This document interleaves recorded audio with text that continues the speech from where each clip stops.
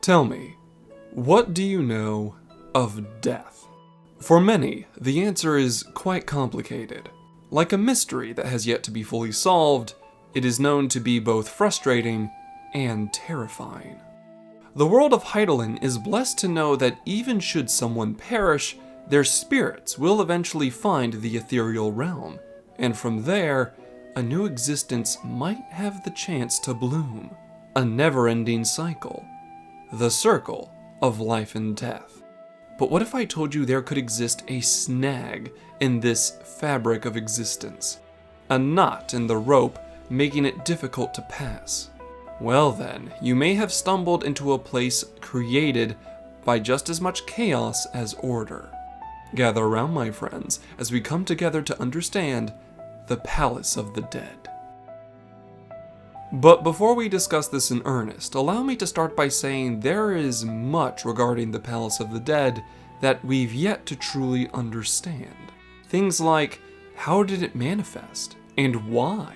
Very simple questions, yet we don't have a solid answer. So while we don't know much, we know enough to draw a reasonable hypothesis. And with that, let us start where all good tales do, at the beginning. Knowledge involving the existence of the palace only became apparent at the beginning of the 7th Astral Era. People investigating the ruins of a Gelmoran tunnel also found an active arcane portal. This was a great find, as when Gelmora and Gridania separated and became two independent cities, most magical artifacts were seized by both sides. So, to unearth a working portal all on its own was too good a discovery to ignore. This portal was located within the ruins of Isom-Ar, within the South Shroud, and as such, an investigation into where it led began immediately. Gridania would dispatch some of its most seasoned wood whalers through the portal, because if something dangerous was waiting on the other side, they wanted it to meet fighters, not researchers. But what the wood whalers discovered was much worse than a beast or monster. This place was a mistake. Almost immediately, the very essence of these ruins began to drain them of their aether. Like a leech, it was sapping their strength, and they knew that if they remained for too long, this place would drink every last drop and kill them. Not only that, but the halls of the palace made no sense, as its form kept shifting and changing, as if it wasn't sure what it was supposed to be. Thankfully, they were able to return through the portal they entered, telling everyone what they had discovered. Magic on this scale gained the attention of the Pajal. Aona Kotor was sent to investigate. Almost immediately, he could sense that the elementals were upset. A dark presence was emanating from the portal leading to the palace, and the very forest was on guard. Given the nature of the palace and reaction from the elementals, Aona was certain that a powerful mage was involved. He understood that a more thorough investigation needed to be done if this evil was to be excised from the Black Shroud. But the very nature of the palace would sap the life force of any who entered. Thankfully, Aona became familiar with the palace's magic and devised a way to counter it. His response was creating things called Aether Pool weapons and armor. These items were enchanted by him on a daily basis to ensure that those who used them would be unaffected by the palace and its strange powers. Aona Kotor would enlist the help of adventurers to help with this investigation. So after arming them with enchanted weapons and armor, they were sent through the portal to try and unravel the mysteries of this place. Yet the truth was much more strange than fiction. Just as expected, the first room of the Palace of the Dead had shifted again, and was already something different. Thanks to the Aether Pool equipment, the adventurers weren't being drained of their strength, but they needed to slowly regain their power as they marched through this odd miasma of magic.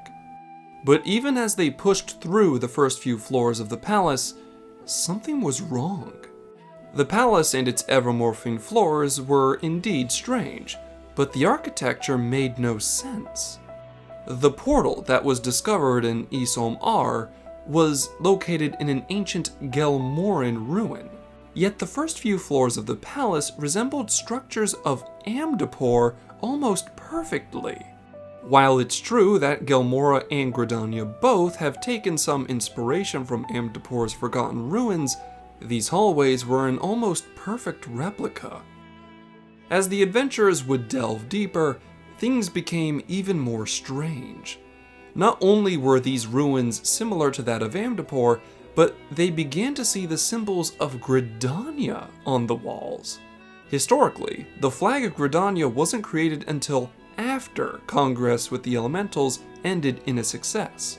The symbols on the walls and the architecture of the palace were off by 1,000 years. The adventurers would soon realize that this place could not have been made by anything other than magic. The Palace of the Dead wasn't crafted so much as it was manifested. This created more questions than answers, and our adventurers pushed deeper into the palace to try and learn more. And the deeper they went, the more warped everything would become. Eventually, the tunnels they were traveling through shifted from Amdapori ruins to crystalline caverns, and then a necropolis with tombs and coffins lining the walls. But eventually they would make a discovery, something that would make most people shiver in fright. They began to encounter people that were confirmed to have died. It should have been impossible, and yet it was true. The only way this made sense was if the Palace of the Dead was a place somehow caught between the material and ethereal realms. A sort of purgatory that trapped the souls of the dead before they could fully transfer to the afterlife. This confirmed the suspicions of Euna Kotor. Something, or someone, was purposely disturbing the souls of the dead, a necromancer. This realization became ever more clear when a girl known to have fallen to her death appeared before the adventurers. Her name was Etta Pureheart, and she had lost her life after attempting forbidden necromancy to revive her dead lover. And yet, she was not the mastermind behind the labyrinth. After she was defeated, her strings were cut, and her confused soul was finally able to move on from the palace in peace. This deep into the palace, the adventurers could sense it now.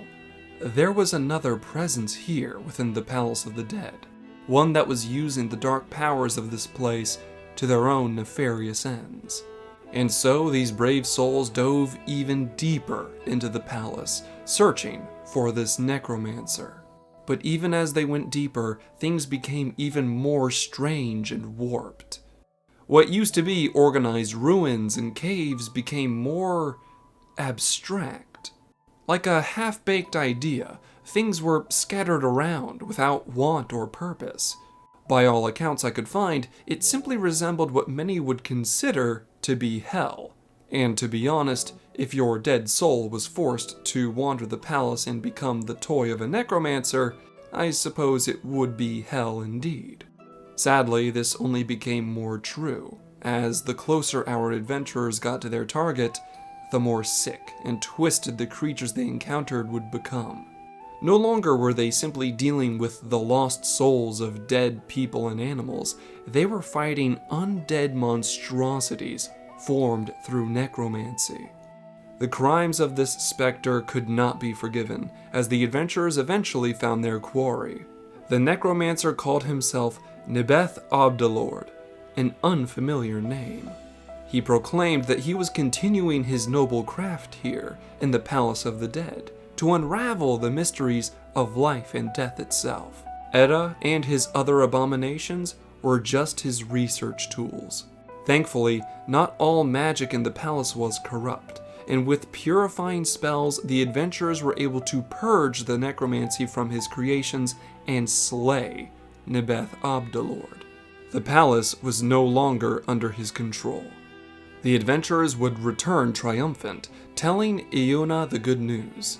The Bajal was able to confirm that once Nebeth was slain, the malicious energy coming from the portal of Eorzea had disappeared as well.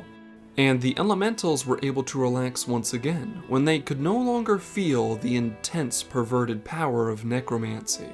With the necromancer slain, hopefully the spirits of the dead will no longer be drawn to the palace. Yet many questions still remain. Nebeth Abdelord claimed that he was the master of the palace, but he never said that he was its creator. Not only that, but even after his death, the palace remained strong, unshaken by his disappearance. And so, if they desired, the adventurers were permitted to return to the palace. That way they could collect things from its halls, artifacts that Ayuna confesses are soaked with an ancient magic. Perhaps these discoveries will eventually tell us more about the true nature of the palace and why it's here. But this investigation is still ongoing, and we don't have any concrete data just yet. So my friends, if you desire to explore the Palace of the Dead and learn more about it for yourself, then head to Quarrymill and begin your investigation. Know that I'll be eager to see what you learn and bring back. So as you navigate its ever-changing halls, remember to watch out for monsters and traps. And stay safe, my friends. Thank you all for watching to the end. If you enjoyed this video, why not subscribe and share this with your fellow adventurers? With your help, I'll try to reach out even further and bring even greater stories to you. Although, I'd be remiss if I didn't acknowledge my biggest contributors. A grand thank you to Papaya Cyan, Rovakis, Sage Mouse, Sizani, Tyradox, and Net, with an additional nod to the scholarships on screen. Links to things like my Twitter and that of my channel artist Caddy can be found in the description. Thank you all for your viewership as well as your support, and I hope all of you have a wonderful day. Class dismissed.